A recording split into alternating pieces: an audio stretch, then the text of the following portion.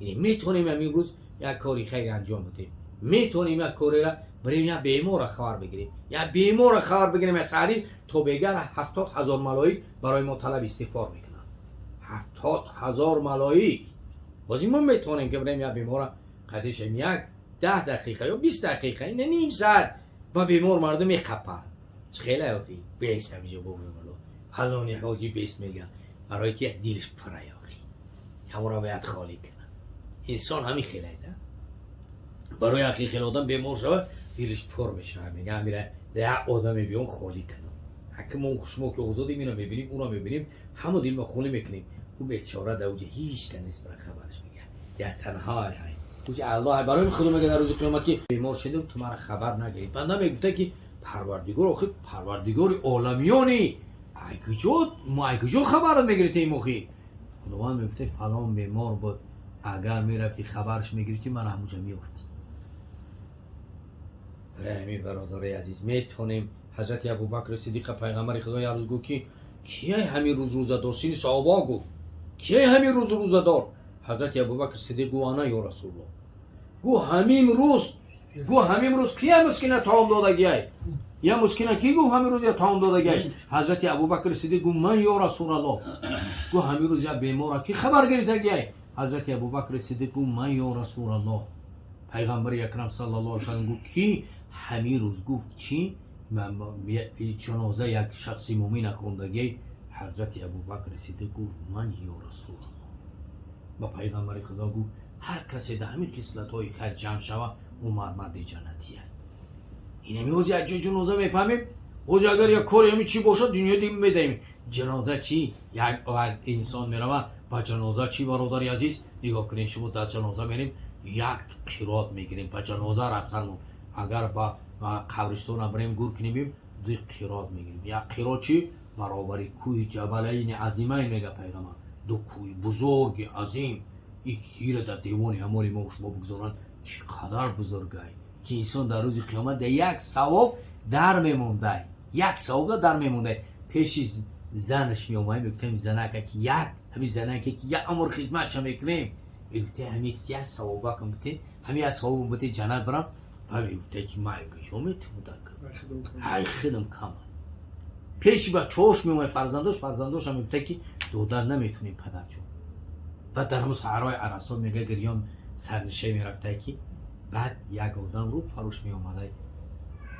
و میگفته چی گریانی یا عبدالله نمیگه که برای چی گریه میکنی میگفته زن گفتم یا صابله نخریدم فرزند گفتم نخریدم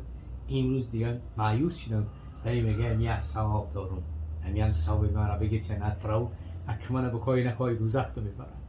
یادم یا ثواب داشته همت میکنه یادم رو میتیم و خدا میگه داخل جنت شه خدا اینا میگه که تو رحمی را بنده مرا خوردی تا هم داخل جنت شه و خدا میگه پیغمبر الراحمون یرحمهم الرحمن ارحم من فی الارض یرحمکم من فی السماء کسانی در زمین رحمشون بکنین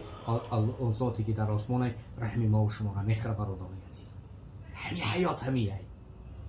در زندگیتون فکر خودتون تنها نکنید فکر مردم هم کنید فکر بی‌وزن یا یک تیم دستو میرسه یک کسا همین یه نان میتی انشاءالله که در روز قیامتی برای انسان خیری کلانی داره برادر عزیز. این بسیار داشتن این آدم سعادت من نمیکنه همین کم داشتن با تقوا بودن و با ایمان بودن انسان وجدانش آزاده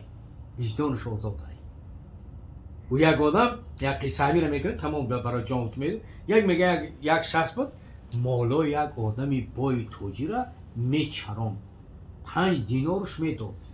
5 دینارش بر همین آدمی بای میدادش. روزای بای گفت که همین مالا ما من میفروشم اگه این 5 دینار قطعی آدم زندگی میکنه هر روز 5 دینار میدادش. روزای آدم بای گفت که من چیکار میکنم این پسپندا و مالا ما میفروشم سینی کمبغل در فکر زد گفت آخه من همین سبب زندگی من بود چی خیلی میشه و خیلی من میفروشم تصمیم من گرفتم دو خیلی تصمیم تا گرفته باشیم خیلی بفروشم و فروخت نکن و آخران 5 دینار همون مقصد که حقی باقی مونده بقیه‌ش دادم یادم خیلی من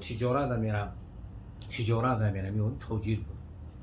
و همین آدم یعنی کم وقت همین 5 دینار همین تاجیر داد گو همیرم میره اپا من یکو مطعم میخریم میورم همیرم و همینجا تجارت کنم قطعی تو واقعی ما تاجیر پول دادگن اما مردم پولی کلان دادگن اکو میره این یک بیچاره 5 دینار کشه چینی دادگیش من 5 دینار هم میته که میگه همیره بگه میگه همیره چیز کده ایمان با من یکو چیزی بیاره کن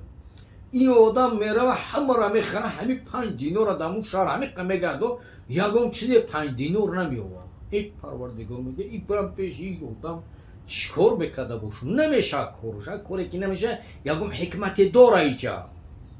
بعد خیلی با میگردن میوه یا سینی وطن میوه که دهمی راه میوه که یک آدم دادشش پیشک یک پیشک همی تا قبیدگی میگه چیکار میکنی میگه اینا من میفروشم میگه اینا چی میفروشید برای چوکی کی در میگه من اینا میفروشم چند دینار 5 دینار بای آدم در فکر میزنه میگه یکم حکمتی داره میگه بای 5 دینار همیرا میتیاو با در همی خط میشتر بار میکنم پیشکاو با اومدن میگیره میگه پروردگار میگه اوکی چی حکمتی من هیچی نفهمیدم با میاد داری همی یک صحرا میاد کارونو میاد بعد معلوم مرش میکنن میگه ای مردکی خوب میگه برای ما پیشک در کورایی میانی امون مردم یک صحرا میاد هم قشلاق که مردم پیشروز میبرن میگه بس میگه ما پیشک در کورایی میگه چیکار میکنی پیشکت بای مردم میگه کی آخی مرا میگه همی موشی محشر در همی قشلاق هجوم کرده تمام دورای مردم کنده و خورده سای ای آدم با فکر میزنه میگه این پیشک در بالایشتری ما بعد این میگه این مردم این با پیشی من اومد چی گپوشا من میگه که خیلی پیشک چند شما میخرین با چند وزن میخرین چی ده چند سوم ده میگه با وزنش کیلو میدی خیلی تموم میگه با وزنش که کیلو بتیم من پیشک میوم با پیشک همی کم بغانه میورم میکشن 3 کیلو میبرویم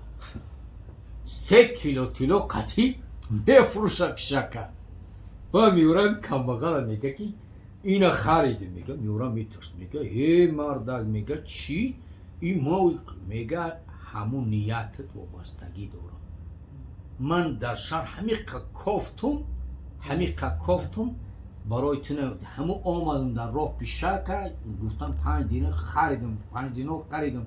آمدم همین خیلی مردم طلب ده 3 کیلو طلا رو دادم بعد دادن میگه این زندگیشه بردن برای چی؟ این نیتی آدم میگه خالص بود نیتش خالص بود همین خلوصیت در هر چیزی نباشه این زندگی نیسته نماز خلوص نباشه حج خلوص نباشه علم خلوص نباشه طعام دادن خلوصیت نداشته باشه به درد هیچ کدوم ما و شما نمیرسن همین خلوصیت برادران عزیز فراموشن در زندگیمون باید خالص برای الله باشه یا همش دیگه بگذرم دعا میکنیم که اللهم ثبتنا علی الایمان و عمل صالح و احینا حیاتا طیبة والحقنا بالصالحین الذين يقولون ربنا هب لنا من ازواجنا و ذریاتنا قرة الاعین واجعلنا للمتقین اماما پروردگارا به سبب نمرهای معروف و این نهای منکر پروردگار پدر قبش پر نور و جاش جنت و باقی ماندگان خاندان عمر دراز با برکت سعادت دارین نصیب شد برحمتک